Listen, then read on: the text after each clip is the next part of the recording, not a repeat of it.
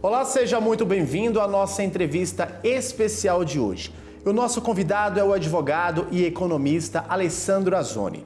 Ele é mestre em Direito, especialista em Direito Empresarial Ambiental e especialista em Orçamento Público. E a gente vai falar hoje sobre o recente pacote econômico que o governo federal lançou na semana passada com o objetivo de recuperar dividendos que são alvos de ações judiciais junto ao CARF, Conselho Administrativo de Recursos Fiscais, vinculado ao Ministério da Fazenda. Chamado de litígio zero, o ministro da Fazenda, Fernando Haddad, afirmou que este programa não tem nada a ver com o Refis, Programa de Recuperação Fiscal que é muito adotado por governos estaduais e municipais para regularizar dívidas de contribuintes e melhorar o caixa financeiro. E é justamente para entender mais sobre o que é esse litígio zero e a diferença com o Refis e se realmente é uma medida assertiva para recuperar o rombo fiscal do país que vamos conversar com o Alessandro Azzoni.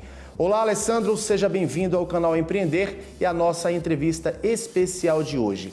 Vamos explicar melhor como para os nossos telespectadores e principalmente aquele micro, pequeno e médio empreendedor que tem dívidas junto ao governo, o que é esse programa e como proceder. Alessandro, explica pra gente, é um novo Refis ou é uma medida parecida, similar com o antigo Refis? Seja bem-vindo. Muito obrigado, Bruno. É um prazer estar com vocês, com todos os telespectadores. Ele parece, mas ele não é um Refis, porque o Refis tem características próprias, né? Eles são abertos em determinadas épocas do ano, abrindo a possibilidade de desconto de 70% a 100% das multas, mas para se facilitar a questão dos pagamentos, aquelas empresas que por algum momento tiveram um momento de percurso e aí elas conseguem renegociar seu crédito perante a questão da Receita parcelando essas dívidas. E no caso das medidas, ele está falando especialmente de recursos presos em discussões administrativas ou judiciais, né? Então, a ideia é dar liquidez para esses recursos, né? Então, quando ele fala de litígio zero, ele pega praticamente o CARF e fala que ele faz uma estimativa de quantos milhões, praticamente, quantos bilhões estão parados em processos, em julgamento, em fase de recurso, aí em fase de decisões que já estão para serem prolatadas e com isso ele quer fazer automaticamente essa repactuação desses recursos, tornando eles passíveis de liquidez. Então aqueles créditos praticamente que estariam em discussão ainda na fase administrativa, depois ainda caberia ainda um recurso, uma data de segurança ou até uma discussão um pouco mais aprimorada no judiciário. Então a ideia é você promover uma liquidez muito mais rápida. Então essa é a diferença básica assim, entre do Refis e as medidas, ele não gosta nem de chamar de plano e nem pacote, mas que foram apresentadas pelo ministro Haddad. Alessandro, você acredita que esses descontos eles são vantajosos, principalmente para quem vai fazer o pagamento à vista? Não, na verdade, acho que não precisa nem fazer pagamento à vista. A proposta de até 12 meses, mesmo com principalmente até 60 salários mínimos, será proposta praticamente a redução dos valores totais devidos em 40% a 50%, ainda passíveis de parcelamento até 12 meses. Então, o desconto será aplicado mesmo nos 12 meses. Então, isso pode ser um atrativo, porque essas dívidas de até 60 salários mínimos geralmente pegam micro e algumas pequenas empresas que estão com alguma dívida tributária nesse sentido, ou até em discussões tributárias de execuções que foram feitas e estão em discussão nos tribunais, né, ou até nas questões do próprio recurso administrativo das delegacias, as próprias delegacias da Receita. Isso pode abrir essa possibilidade de fazer esse valor total, valor total de 40% a 50%, dependendo da sua capacidade financeira, será parcelado em 12. É vantajoso sim, porque praticamente você acaba escoando quase toda essa questão do valor total devido. Agora, empresas com acima de 1.000 salários mínimos, né, com dívidas superiores a 1.000 salários mínimos, aí sim é 100% dos juros e 100% das multas. E ficando parcelado também a questão do valor principal. Lembrando que o que pesa mais nas dívidas tributárias é a inserção dos juros de mora e, consequentemente, a correção. Então, nós falamos até que é injusto, porque quando você faz um contrato e vai tentar estipular uma multa num boleto por atraso, é permitido somente até 2%. E na Receita Federal, praticamente, ou nos tributos federais, praticamente vai até 20% logo de cara. Então, significa que são multas altamente absurdas, né? Então, e são questionadas judicialmente e essas discussões acabam se perdurando por muitos anos, né? Então, essas duas propostas podem ser muito interessantes, sim, tanto para os pequenos e para os empreendedores. E é uma forma, esse benefício, esse incentivo, né, Alessandro, é uma forma das pessoas elas se acertarem com o fisco e com a Receita Federal, né? É uma oportunidade, na verdade, né? Sim, Bruno. A ideia nesse exato momento é justamente assim. Nós tivemos praticamente 2 anos e meio de pandemia, ou seja, todo mundo sobreviveu a custos assim, ou apertava de um lado e muitos tiveram que sacrificar a questão do recolhimento de tributos, né? Então, mesmo com alguns incentivos dados pelo governo para postergar o pagamento, mas mesmo assim, ou ele contratava, ou ele mantinha os funcionários trabalhando, ou ele mantinha a sua atividade trabalhando, então provavelmente eles acabaram se endividando em relação ao fisco. E essa dívida ela é crescente, né? Ela vai crescendo, né, de uma maneira ou outra, e a única coisa que ele pode fazer é ganhar tempo com os recursos, para ver se ele consegue um abatimento de juros e alguma coisa nesse sentido, para tentar fazer uma redução desse valor, para tentar propor um pagamento. E com essa proposta, não chego a chamar aquelas pessoas que são mal pagadores, é que realmente tiveram um percurso difícil e optaram em não pagar justamente pela situação que se encontravam. Então essas empresas e até pessoas físicas também devendo para o fisco também entram nesse quesito, não é só a pessoa jurídica, mas as pessoas físicas também vão entrar nesse quesito. Elas querem se regularizar, mas as multas de juros são muito caros e aí fica inviável e o pagamento geralmente em poucas parcelas ou somente à vista, então isso dificulta muito. Então isso ajuda muito os empreendedores e as pessoas físicas endividadas com fisco de poder regularizar a situação e ficarem tranquilos com essa questão, porque não é fácil ter uma execução federal nas costas, né? Alessandro, essa regularização, essa renegociação de dívidas, elas podem ser tanto tributárias ou não. E, como você bem falou, né? Tanto de pessoas jurídicas como também de pessoas físicas com a União, né? Sim, exatamente. Essa é a ideia. Tudo que tiver em discussão, principalmente na matéria a ideia que principal seriam as dívidas tributárias, né? Que é justamente, no primeiro momento, são as dívidas tributárias. O que eu devo para o fisco e eu estou recorrendo para não deixar o processo andar para não cair numa execução direta, então você acaba fazendo os recursos administrativos, dizendo qual foi o motivo e qual é a base de você não ter feito o recolhimento, e você vai ganhando tempo para tentar acertar seu fluxo de caixa, tanto a pessoa física como a jurídica.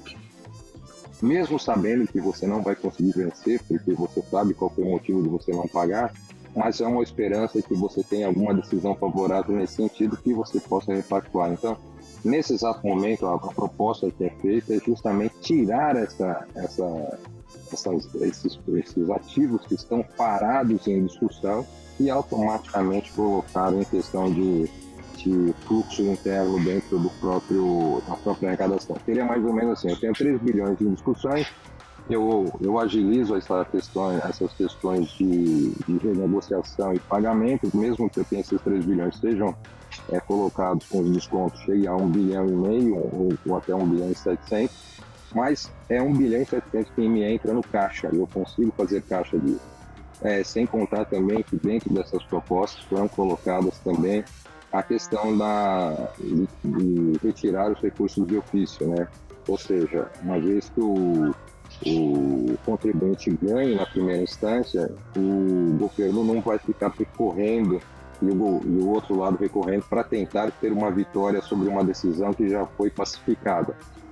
Isso causa um pouquinho de temor, que existe um princípio do direito administrativo que fala que o setor público, né, o órgão público, né, na verdade, ela tem que recorrer até as últimas instâncias, senão isso pode ser considerado prevaricação. Então, eu não sei como vai ficar essa questão de abrir mão do recurso de ofício para que essa ação seja já vencida logo pela primeira parte. Isso quer dizer o quê? Vamos dizer assim, eu estou sendo tributado em 2 milhões, eu entro com recurso questionando esses valores, eu estou condenado a pagar, eu consigo vencer para que eu pague somente o principal em 6 milhões, automaticamente eu consigo uma redução de quase 50%, aí o fisco vai continuar recorrendo, e a decisão sempre vai ser favorável a mim.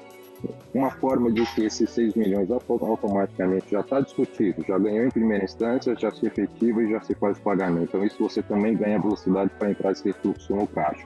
Então, na verdade, as propostas que foram feitas justamente para agilizar o pagamento, para que somente a arrecadação de ativos que estejam parados, e principalmente aqueles que já estão crédito perdidos, né? E como a gente está falando em caixa, né, Alessandro, de fato o governo precisa fazer caixa, né, já que a previsão de rombo nas contas públicas para este ano de 2023 ultrapassa aí a casa dos 230 bilhões de reais, né? Exatamente. A ideia da proposta, dos números levantados pelo Ministério do Planejamento, junto com a da Fazenda, eles chegaram com um número praticamente aproximado de 249 bilhões contra os 230, praticamente os 231 de rombo. Então, quer dizer, se a conta fechar, aprovado no Congresso, a CMP, com todos os quesitos e aplicado, e conseguir obter os resultados precisos, é capaz de ainda ter um superávit, na verdade, de 11 bilhões. Então, quer dizer assim, se conseguir recuperar esses créditos na velocidade que eles estimam, significa que se tudo der certo, conforme projetos estimativos do governo, esses 231 bilhões que estão deficitários pela lei do orçamento que foi aprovado, provavelmente pode virar superavitário em 11 bilhões. Então, quer dizer, a conta pode ficar interessante. E um dos objetivos é justamente esse, né, Alessandro? É conter a alta na dívida das contas públicas, né? Exatamente. Então, tanto que foi tão positivo que nós vínhamos com os efeitos negativos, tanto de bolsa e dólar, justamente por essa questão de toda vez que falava-se assim, de algum risco fiscal. Então, quando se propôs a PEC de transição, essa PEC de transição mexia com a questão de quebra do teto, automaticamente o mercado entrou em alvoroço, o dólar subiu, foi para 5,45, bolsa caindo, despencando, justamente por uma insegurança de crédito, de ter uma situação fiscal que poderia deixar o Brasil em risco. Quando se aprovou ainda, o Brasil ficou nessa questão instável, sobre essa questão da insegurança fiscal. A partir do momento que o Haddad anunciou as medidas, automaticamente a Bolsa voltou a ter uma recuperação, automaticamente o dólar chegou a bater 5,08, praticamente, até abaixo, 5,07, é bem quebrado, mas chegou a bater a valores abaixo. Então significa que, e ainda as declarações dele em Davos ainda está sendo muito positiva com a questão do desenvolvimento, com a Marina Silva do lado, isso está dando um apoio muito grande para o Brasil. Então isso pode significar que o mercado aceitou tanto a medida provisória ou o pacote que ele apresentou, com o discurso dele em Davos está sendo muito bem recepcionado e os investidores estão se sentindo muito tranquilos. Por isso que você pode observar o movimento do dólar, como ele está até se recuando hoje chegou a bater uma declaração do presidente Lula, quando falou que possivelmente aumentar o salário mínimo, o dólar tem um pico de alta, batendo no 5,15, aí praticamente não se falou, normalmente deve ser abafado o assunto, automaticamente já está com 5,10. Então o mercado está, toda vez que se coloca algum questionamento sobre risco fiscal, automaticamente o mercado reage negativamente. Mas quando você estabiliza com essa questão fiscal, ela se dilui e dá uma credibilidade muito grande. Então, os investidores estão sentindo muita tranquilidade com esse plano dessa regulação fiscal, né, proposta pelo ministro. Perfeito, Alessandro. A gente vai para um pequeno intervalo e na volta a gente vai esclarecer mais um pouco para quem está nos assistindo o que é esse programa Litígio Zero lançado pelo ministro da Fazenda, Fernando Haddad, na semana passada. A gente volta daqui a pouquinho.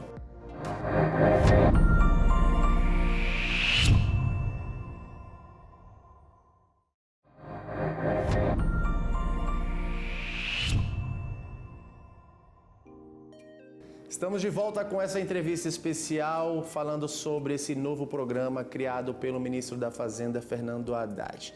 E a gente volta a conversar com o advogado e economista Alessandro Azzoni, ele que estava explicando como é esse programa que o governo lançou para recuperar ativos financeiros, o litígio zero e equilibrar as finanças públicas. Então, Alessandro, na realidade o governo não quer briga judicial, né? Ele quer encerrar amigavelmente as centenas de processos que estão em curso lá na Receita Federal e rever aí esse dinheiro que vai fazer a diferença nos cofres públicos, né? Exatamente. Vamos pensar assim, eu sou uma empresa e eu tenho diversas ações no judiciário e meus advogados falam assim que nós temos tudo para ganhar, só que eu preciso do meu fluxo de caixa.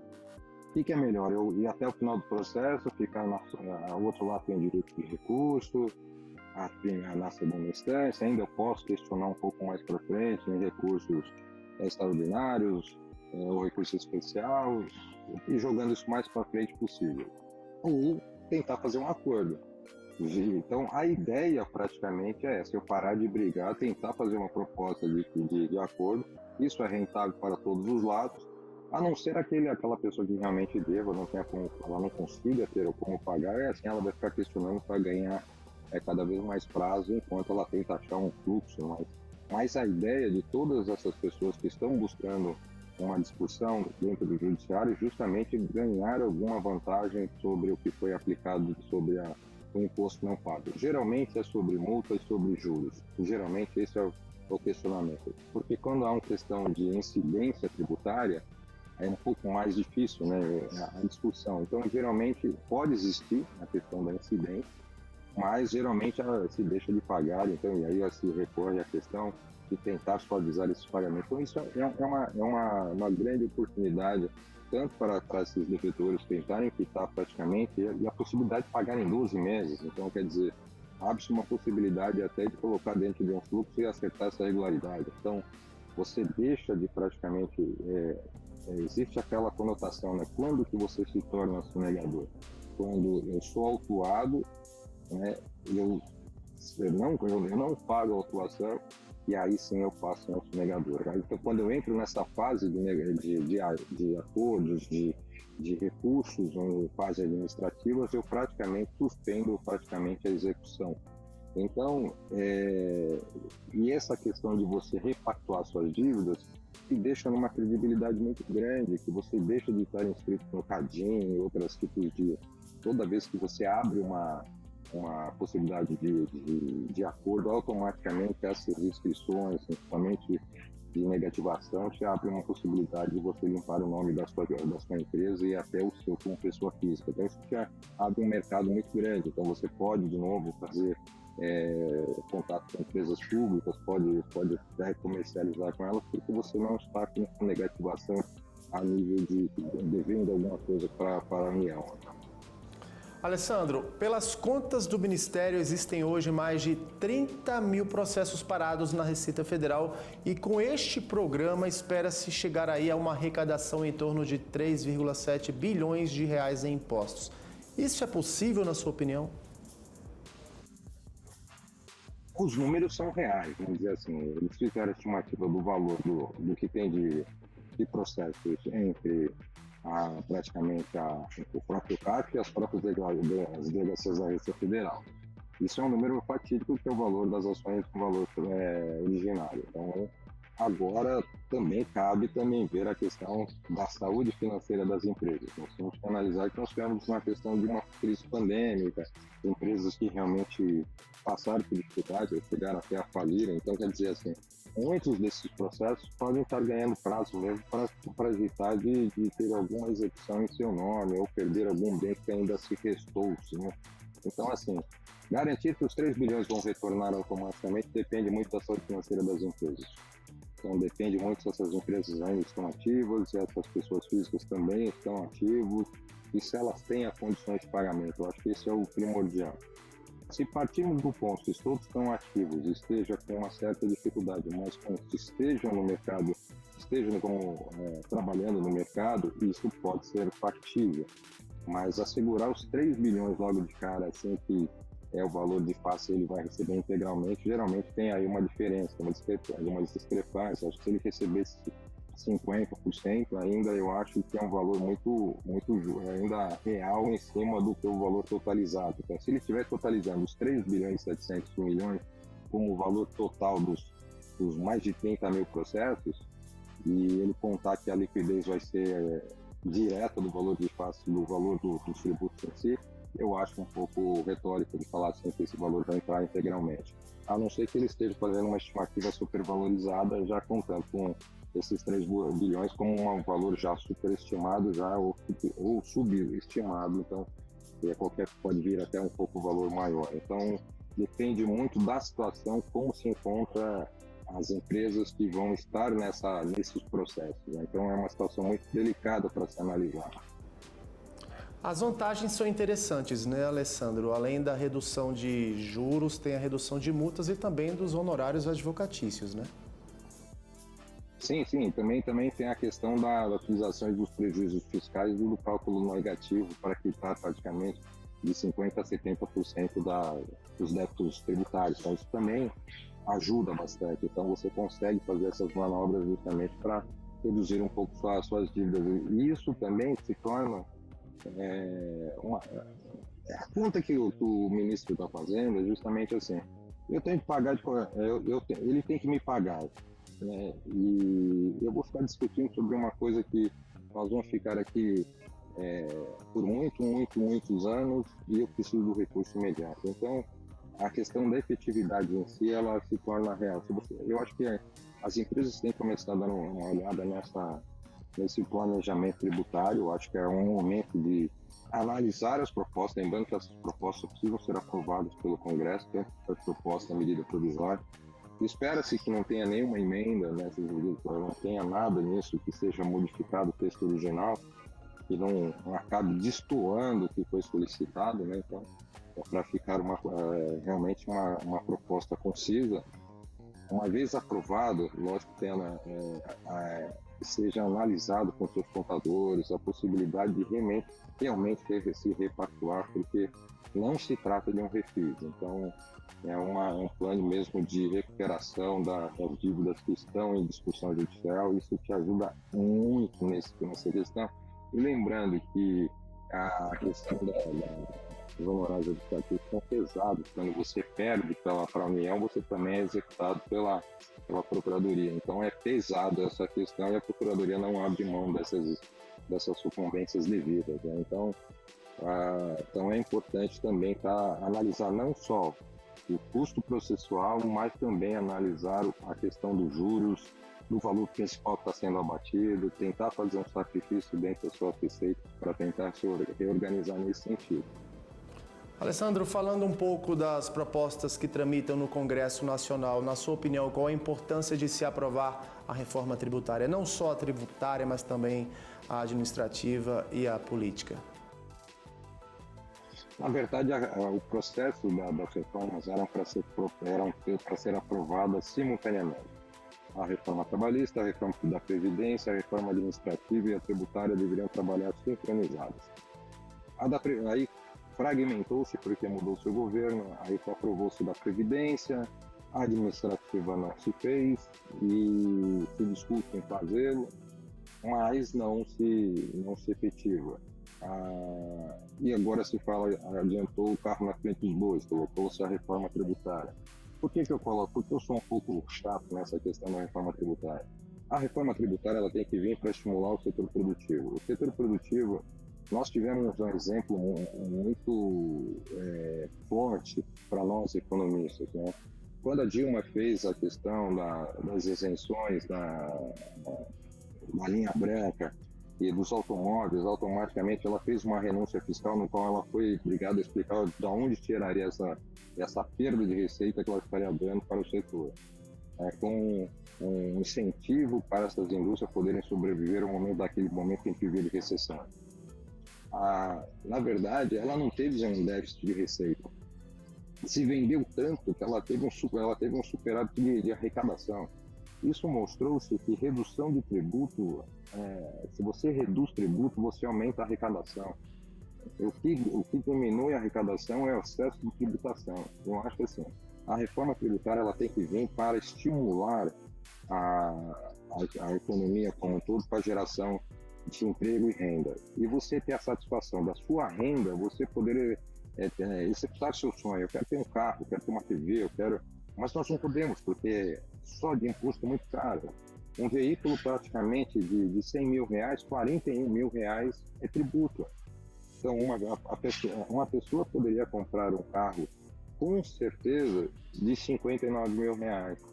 Um carro muito bom, um carro de 100 mil reais, sai por 59 mil. Não, mas ele custa ainda 41 mil reais praticamente só de tributo. Então, mexer numa reforma tributária, numa situação onde nós não fizemos a reforma administrativa, nós estamos com um problema fiscal de arrecadação, ou seja, nós estamos tentando tampar o buraco de um déficit e tentando sanear as contas públicas. Qual é o objetivo dessa reforma tributária? Ela é um equilíbrio fiscal para a questão orçamentária ou é para estímulo da economia? Eu vejo que ela tem que ser para um estímulo da economia. Se fala, essa primeira fase, hoje ele falou em Davos que ficaria em duas etapas. No primeiro semestre, a simplificação dos tributos para consumo e no segundo semestre, o imposto sobre renda. O imposto sobre renda, o mundo inteiro se fala nisso. A Oxfam fez apresentou em Davos uma relação sobre a polarização da questão da pobreza e da riqueza. Hoje, 1% da riqueza mundial está concentrada, a riqueza mundial está concentrada em 1% da população mundial. Ou seja, se nós tivermos 7 bilhões de habitantes no mundo, 70 milhões de habitantes têm os recursos, estão com a fortuna, praticamente todos os recursos, a renda está concentrada praticamente nesses 70 bilhões, 700 milhões. E, na verdade, os 6 bilhões 930 estão naquela fase da extrema pobreza ou tentando sobreviver. E esse 1% praticamente consome 2/3 de tudo que é produzido pelo mundo. E esses 6 bi 900 sobra 1/3. Então você vê que tem uma desigualdade social muito grande. E a proposta que a Oxfam coloca é que as economias mundiais comecem a tributar um pouco mais a renda para que haja uma distribuição maior da renda para que você possa tentar corrigir essa distorção dos últimos 30 anos. Porque senão daqui a pouco nós vamos ter um desequilíbrio social tão grande que mesmo que você tenha a sua renda, você não vai conseguir sair de casa, porque a violência vai ser tão grande e pessoas que não cometerão crime para tentar sobreviver. Então, a tendência que o mundo coloca é uma proposta de tributar quem tem mais renda. Então, aquele que tem mais paga mais, aquele que tem menos paga menos. Eu queria bem rapidamente que você falasse para a gente como é que esses micro e pequenos empreendedores vão poder aderir a esse novo programa do governo federal e por onde por meio do portal ECAC da Receita Federal, bem rapidinho para a gente, para o nosso telespectador. A proposta ainda está para ser aprovada. Primeiro tem que ser aprovada a medida provisória que está no Congresso. Se serão aceitos todos esses termos e provavelmente depois verá a regulamentação de como será feito, se será pelo ECAC mesmo. Mas, como é caso de receita, provavelmente será pelo certificado digital, pelo próprio ECAC mesmo para se fazer a adesão. Mas eu acredito que primeiro tem que passar na aprovação para depois vir a regulamentação. A nossa entrevista especial fica por aqui. Eu faço um convite para que vocês continuem assistindo o nosso canal Empreender. Afinal, assistir já é um bom negócio.